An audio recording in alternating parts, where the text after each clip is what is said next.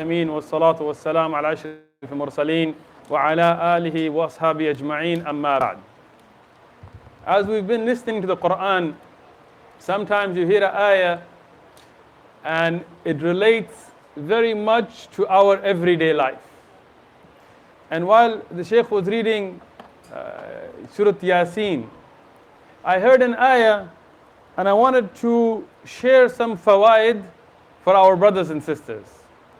فقال سبحانه وتعالى وجاء من أقصى المدينة رجل يسعى قال يا قوم اتبعوا المرسلين. About a man who came from the furthest part of the town. Aqsa, يعني the furthest away. Masjid al-Aqsa, because this was the furthest away from Mecca. So in this ayah, Allah subhanahu wa ta'ala is telling us, as we read in the earlier ayat and the books of tafsir, that they were messengers. Whether they were anbiya or du'at, there is khilaf ulama, but here they were sent to a people to call them towards tawheed. And the people, instead of accepting that da'wah, they started to blame them for the troubles they're having. And subhanAllah, you look at our situation in America, and you see us trying to call people towards good things, to go away from things that are against fitrah of insan, all this marriage of man to dog to whatever else they have going on today. These things that are against the fitrah of insan. When we tell people to stay away from khamar and drugs and these things, and we call them to nothing but good. But people start blaming us for problems. They don't think about what they're doing around the world and cause and effect, but everything comes back to some poor kids making salah. And this man, he comes from the furthest part, but he is not a rusul or a nabi himself. He is not a alim himself. He's not a da'i himself. All he does, he tells his qawm that you should listen to those messengers. And Allah subhanahu wa ta'ala enters him into Jannah for that. And even when he's given this glad tidings of Jannah, he's worried about his qawm. He wishes that they knew about the rewards that Allah has given him so they can be saved. How many fawaid can we take in our daily life? Wallahi, the Quran has unlimited fawaid, but I'll just mention a few. One, even if you are not a alim, even if you are not a nabi or a rasul, which none of you are anbiya or rasul, inshallah, if you think you are, we got a problem. But even if you're not a da'i, if you call towards the message of Rasulullah sallallahu alaihi wasallam, if you promote ulama and du'at, you will get that reward. Today we have the power of social media. You have Facebook and Twitter and Snapchat and WhatsApp. But this is a responsibility.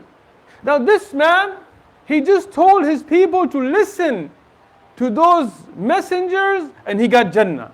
So if you get good videos based on the Quran and Sunnah, alhamdulillah, we have videos, other ulama and du'at have videos, and you pass them on, you tell people, listen to the ulama, listen to the Quran, listen to the Sunnah, listen to the right way, you will get that reward, even if you are not the one who spent 20, 30 years studying.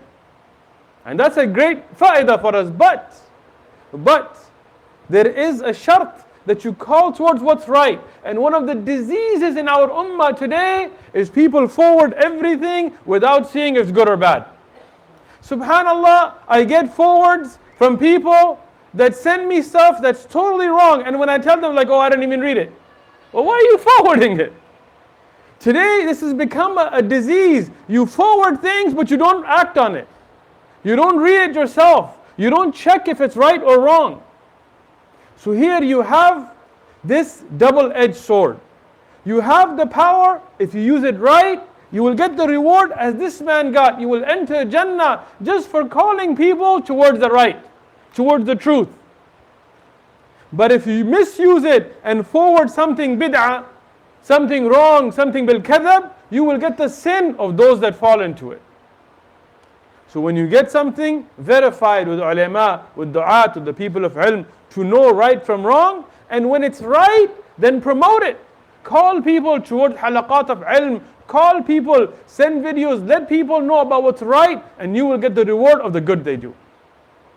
The next fa'idah is we have to be worried about our people. Not from the bab of nationalism, but from the bab of wanting good for your family. Yani today, if somebody becomes Muslim, your family is not Muslim, you should be worried day and night how they can enter Islam. If you are from a Muslim family, but maybe your family is off the right path, maybe into some bid'ah or shirk or fisq or yani something else haram, you should be worried. How can they come to the right path? If you are from a country, from a nation, let's say you're from China, you should worry, how can all of China enter Islam? We're worried about all of mankind, but we begin with those that are aqarib, and those that are closest to us. As this man was worried about his people.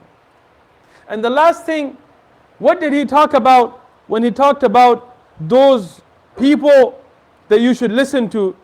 He said, they don't ask you for ajr, yani they don't ask you for anything. Yani they're not asking you for money.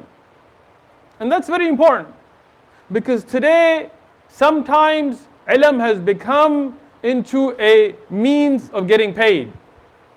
You have a weekend conference or a weekend dars, a dip, 2 days, $400 a student. You get 60 students. You do the math. How much is that? 4 times 6? Add a zero. What? More than 4,000. 24,000 for a weekend. Musicians and rock stars don't make that kind of money. Well, why are you selling ilm? What about the poor person that can't afford it? Oh no, we'll let him go. You want him to be ashamed asking, oh, can I come for free? How much did Imam Malik charge a Shafi'i to teach him?